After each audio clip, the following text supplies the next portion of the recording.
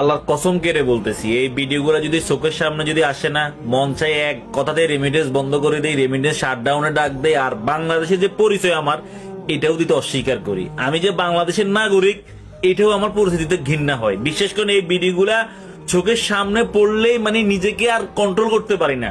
মন চাই যে বাংলাদেশের 1,55,00,000 প্রবাসী সহকারে পুরো রেমিটেন্স শাটডাউন করে দেয়।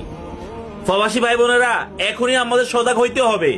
ডক্টর ইউনূস আর বেশি দিন বাংলাদেশে নাই। ডক্টর ইউনূস যদি বাংলাদেশ থেকে চলে যায়, ফেব্রুয়ারি যদি নির্বাচন হয়, আগামী সরকার আমাদের প্রবাসীদেরকে আমার তো মনে হয় একবার 4 আনাও আমাদেরকে মূল্য দেবে না, এটা গ্যারান্টি।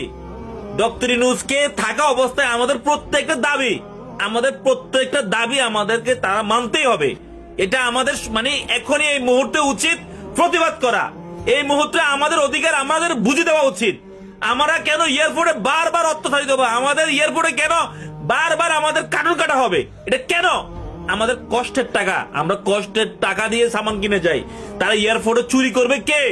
নিশ্চয় তারা এয়ারপোর্টে সকল সরকারি কর্মকর্তাদের হাত আছে। নইলে বারবার বারবার কেন আমাদের এয়ারপোর্টে চুরি হয়? কেন প্রবাসীদের লাগেজ চুরি হয়?